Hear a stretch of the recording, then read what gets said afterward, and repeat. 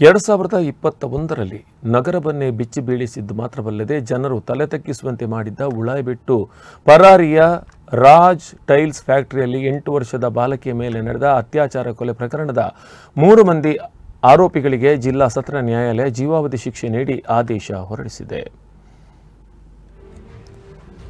ಆರೋಪಿಗಳನ್ನು ಜಯಸಿಂಗ್, ಮುಖೇಶ್ ಸಿಂಗ್, ಮನೀಶ್ ತಿರ್ಕಿ ಎಂದು ಗುರುತಿಸಲಾಗಿದೆ. ಪ್ರಕರಣದ ತನಿಖೆಯನ್ನು ಪೊಲೀಸ್ ನಿರೀಕ್ಷಕ ಜಾನ್ಸನ್ ಡಿಸೂಜಾ ಅವರು ಕೈಗೊಂಡು ಆರೋಪಿಗಳ ವಿರುದ್ಧ ದೋಷಾರೋಪಣಾ ಪತ್ರವನ್ನು ಸಲ್ಲಿಸಿದರು.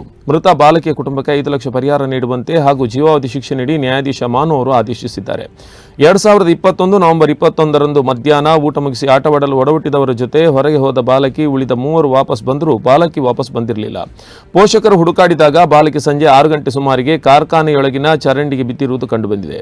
ಪ್ರಕರಣದ ತನಿಖೆಗೆ 4 ತಂಡಗಳನ್ನು ರಚಿಸಿ ತಂಡಗಳು ಸಿಸಿಟಿವಿ ದೃಶ್ಯಾವಳಿಗಳು, ಸಾಕ್ಷ್ಯಗಳು, ಪ್ರತ್ಯಕ್ಷದರ್ಶಿಗಳು ಇತ್ಯಾದಿಗಳನ್ನು ಕೂಲಂಕುಷವಾಗಿ ಪರಿಶೀಲಿಸಿದಾಗ ಅತ್ಯಾಚಾರ ಪ್ರಕರಣ ಬೆಳಕಿಗೆ ಬಂದಿದೆ. ಮಧ್ಯಪ್ರದೇಶದ ಪನ್ನಾ ಜಿಲ್ಲೆಯ 21 ವರ್ಷದ ಯುವಕ, ಅದೇ ಸ್ಥಳದ 20 ವರ್ಷದ ಮತ್ತೊಬ್ಬ ಯುವಕ, ಜಾರ್ಖಂಡ್ನ ರಾಂಚಿ ಜಿಲ್ಲೆಯ 33 ವರ್ಷದ ವ್ಯಕ್ತಿ ಮತ್ತು ಮಧ್ಯಪ್ರದೇಶದ ಪನ್ನಾ ಜಿಲ್ಲೆಯ ನಿವಾಸಿ 20 ವರ್ಷದ ಯುವಕ, ಇವರಲ್ಲಿ 3 ಕಾರ್ಖಾನೆಯಲ್ಲಿ ಕೂಲಿಯಾಗಿ ಕೆಲಸ ಮಾಡುತ್ತಿದ್ದರೆ ಮತ್ತೊಬ್ಬ ಪುತ್ತೂರಿನಲ್ಲಿ ಕೆಲಸ ಮಾಡುತ್ತಿದ್ದು, ಮೇಲಿನ 4ರಲ್ಲಿ ಒಬ್ಬರನ್ನ ಭೇಟಿಯಾಗಲು ಇಲ್ಲಿಗೆ ಬಂದಿದ್ದರು. ಇಬ್ಬರು ಆರೋಪಿಗಳು ಹಲವು ಬಾರಿ ಬಾಲಕಿಯನ್ನು ತಮ್ಮ ಕೋಣೆಗೆ ಕರೆಸಿಕೊಂಡು ಆಕೆಗೆ ಚಾಕ್ಲೇಟ್ ಇತ್ಯಾದಿಗಳನ್ನು ನೀಡಿ ಲೈಂಗಿಕ ದೌರ್ಜನ್ಯ ಎಸಗಿದ್ರು.